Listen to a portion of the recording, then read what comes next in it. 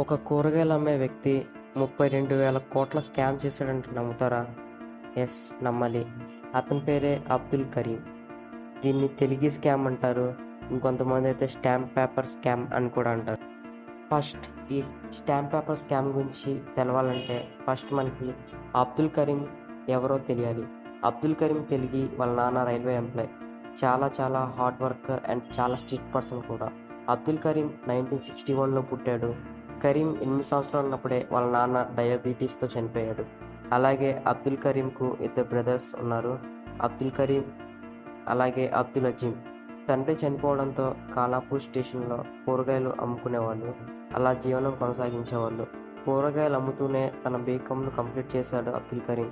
Job కోసం వెతకడం start చేశాడు, కానీ దొరకలేదు. ముంబైలోని జాబ్స్ ఉండడంతో అక్కడికి వెళ్ళి ఫ్లెక్స్ ఇండియా కంపెనీలో సేల్స్ ఎగ్జిక్యూటివ్గా జాయిన్ అయ్యాడు.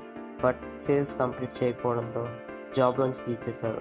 తర్వాత 1986లో గల్ఫ్కి వెళ్ళిన కరీం చాలా జాబ్ చేశాడు. బట్ పూర్ పర్ఫార్మెన్స్ వల్ల ప్రతి జాబ్లో అబ్దుల్ కరీం ఫెయిల్ అయ్యాడు. దీంతో మళ్ళీ ముంబైకి తిరిగి వచ్చాడు.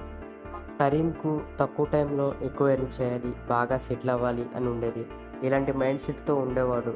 సో దానికోసం ఏ పనైనా చేయడానికి రెడీగా ఉండేవాడు. దాంతో ముంబైలో ఉన్న ట్రావెల్ ఏజెన్సీస్ డబ్బులు సంపాదించే పద్ధతి కరీంకు చాలా బాగా నచ్చింది. దీంతో ఫేక్ పాస్పోర్ట్స్ అండ్ ఫేక్ వీసాలు తయారు చేసి ఇతర దేశాలకు వెళ్ళే వాళ్ళని పంపించడం చూచి అబ్దుల్ కరీం కూడా ఒక ట్రావెల్ ఏజెన్సీను స్టార్ట్ చేశాడు. దీనికి అరేబియన్ మెట్రో ట్రావెల్స్ అని పేరు పెట్టాడు.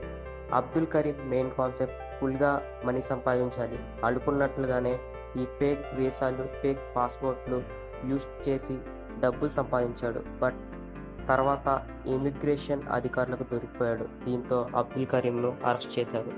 అసలు ఈ స్కామ్ గురించి కరీంకు ఎలా తెలిసిందంటే, జైలుకి వెళ్ళిన తర్వాత ఈ స్టాంప్ పేపర్ స్కామ్కు అడుగుపడింది. జైలుకు వెళ్ళిన అబ్దుల్ కరీంకు రతన్ సేన్ అనే ఒక ఖైదీ పరిచయం అయ్యాడు. రతన్ సేన్ కూడా స్టాక్ మార్కెట్ స్కామ్ చేసి జైలుకు వచ్చాడు. చేస్తే పెద్ద స్కామ్ చేయాలరా ఫ్రెండు అని, ఇలా చిన్నవి కాదని స్టాంప్ పేపర్ గురించి చెప్పాడు. అసలేంటి ఈ స్టాంప్ పేపర్ స్కామ్ అంటే, అప్పట్లో ఏదైనా ల్యాండ్ కొనాలి లేదా అమ్మాలి అంటే ఎవరి దగ్గరైనా కొంచెం పెద్ద మొత్తంలో మనీ తీసుకోవాలి లేదా ఇవ్వాలంటే షూరిటీ కింద ఈ బాండ్ పేపర్ స్టాంప్స్ వాడేవారు. దీన్ని యూజ్ చేసుకొని గౌట్ చాలా డబ్బు సంపాదిస్తుందని రతన్ సేన్ చెప్పడంతో కరీంకు ఈ ఐడియా చాలా బాగా నచ్చింది. దీని మీద ప్లానింగ్స్ జరుగుతూనే ఉన్నాయి. తర్వాత 1933లో జైలు నుంచి వచ్చిన కరీం సేన్ ఇద్దరు కలిసి ఈ స్కామ్ చేయడానికి రెడీ అవుతున్నారు. పెద్ద గౌట్ అండ్ పోలీస్ పొలిటీషియన్స్తో డీల్స్ కంప్లీట్ చేసుకున్నారు. అలాగే స్టాంప్ బ్లెండింగ్ లైసెన్స్ కూడా తీసుకున్నారు. తర్వాత దీన్ని ఒక ఆర్గనైజేషన్లా పెట్టి 300 పీపుల్స్ని రిక్రూట్ చేసుకున్నాడు. ఇప్పుడు ప్రింట్ చేయడానికి మిషన్స్ కావాలి. సో కరెన్సీ నోట్ ప్రెస్లో పాత మిషన్స్లో వేలల్లో దక్కించుకున్నాడు. స్టాంప్ పేపర్కు కావాల్సిన మెటీరియల్ను తీసుకొని ప్రింట్ దింపే వాళ్ళు ఏది ఒరిజినల్ ఏది డూప్లికేట్ అనేది కూడా తెలియకుండా తయారు చేశారు. ఇప్పుడు మీకు డౌట్ రావచ్చు, ఏంటి బ్రో, గౌట్ ప్రొవైడ్ చేసే చాలా స్టాంప్ పేపర్స్ ఉన్నాయి కదా, వీళ్ళవి ఎవరు కొంటారని.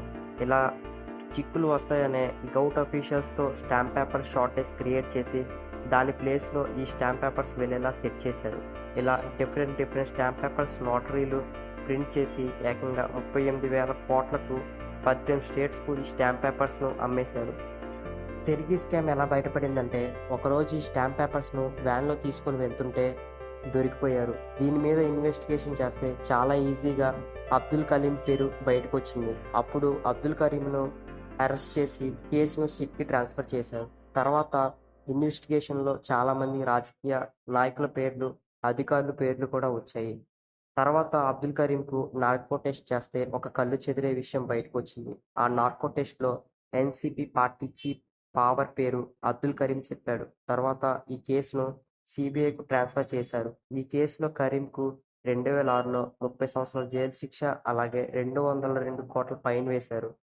తర్వాత 2017లో డయాబెటీస్తో కరీం చనిపోయాడు. బట్ అబ్దుల్ కరీం డెత్ ఇంకా మిస్టరీ. ఎందుకంటే పెద్ద రాజకీయ నాయకుల పేర్లు దీంట్లో ఉండడం అని చాలామంది అనుకుంటారు. Thank you for watching. Video ఎలా అనిపించిందో కింద కామెంట్ చేయండి. అలాగే లైక్ చేసి, షేర్ చేసి, సబ్స్క్రైబ్ చేసుకోండి.